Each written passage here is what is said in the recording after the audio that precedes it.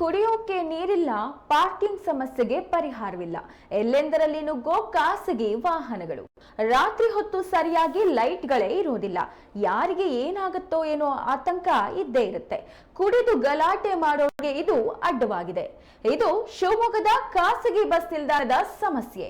Bike, car ಎಲ್ಲವೂ ನಿಲ್ದಾಣದ ಒಳಗೆ ಬರುತ್ತವೆ. ಕಳ್ಳರ ಹಾವಳಿ ಇತ್ತೀಚೆಗೆ ಜಾಸ್ತಿ ಆಗಿದೆ. ಹೆಣ್ಣು ಮಕ್ಕಳು ಬರೋದಕ್ಕೂ ಹೆದರುತ್ತಾರೆ. ಸಂಬಂಧಪಟ್ಟವರು ಎಚ್ಚೆತ್ತುಕೊಂಡು ಕ್ರಮ ಕೈಗೊಳ್ಳಬೇಕು. ಪೊಲೀಸರ ಭಯವು ಪುಂಡಪೋಖರಿಗಳಿಗೆ ಇಲ್ಲ.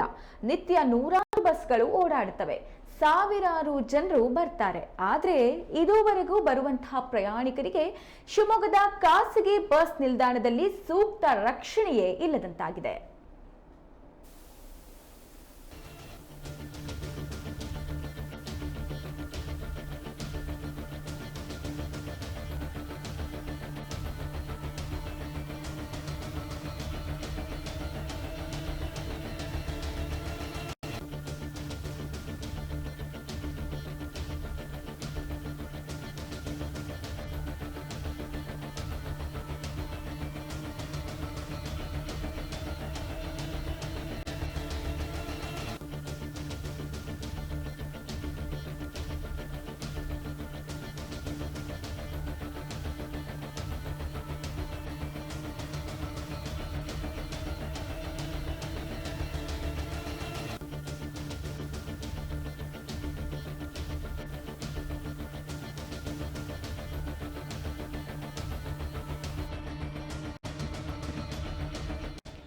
ಕುಡಿಯೋಕೆ ನೀರಿಲ್ಲ, ಪಾರ್ಕಿಂಗ್ ಸಮಸ್ಯೆಗೆ ಪರಿಹಾರವಿಲ್ಲ, ಎಲ್ಲೆಂದರಲ್ಲಿ ನುಗ್ಗೋ ಖಾಸಗಿ ವಾಹನಗಳು.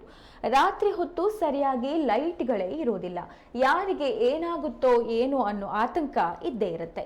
ಕುಡಿದು ಗಲಾಟೆ ಮಾಡೋರಿಗೂ ಇದು ಅಡ್ಡವಾಗಿದೆ. ಇದು ಶಿವಮೊಗ್ಗದ ಖಾಸಗಿ ಬಸ್ ನಿಲ್ದಾಣದ ಸಮಸ್ಯೆ. ಬೈಕು, ಕಾರು ಎಲ್ಲವೂ ನಿಲ್ದಾಣದ ಒಳಗೆ ಬರುತ್ತವೆ. ಕಳ್ಳರ ಹಾವಳಿಯೂ ಇತ್ತೀಚೆಗೆ ಜಾಸ್ತಿಯಾಗಿದೆ. ಹೆಣ್ಣು ಮಕ್ಕಳು ಬರುವುದಕ್ಕೂ ಹೆದರುತ್ತಾರೆ. ಸಂಬಂಧಪಟ್ಟವರು ಎಚ್ಚೆತ್ತುಕೊಂಡು ಕ್ರಮ ಕೈಗೊಳ್ಳಬೇಕು. ಪೊಲೀಸರ ಭಯವು ಪುಂಡಪೋಖರಿಗಳಿಗೆ ಇಲ್ಲವೇ ಇಲ್ಲ. ನಿತ್ಯ ನೂರಾರು ಬಸ್ಗಳು ಓಡಾಡುತ್ತವೆ, ಸಾವಿರಾರು ಜನರು ಬರ್ತಾರೆ. ಆದರೆ ಇದುವರೆಗೂ ಬರುವಂತಹ ಪ್ರಯಾಣಿಕರಿಗೆ ಶಿವಮೊಗ್ಗದ ಖಾಸಗಿ ಬಸ್ ನಿಲ್ದಾಣದಲ್ಲಿ ಸೂಕ್ತ ರಕ್ಷಣೆಯೇ ಇಲ್ಲದಂತಾಗಿದೆ.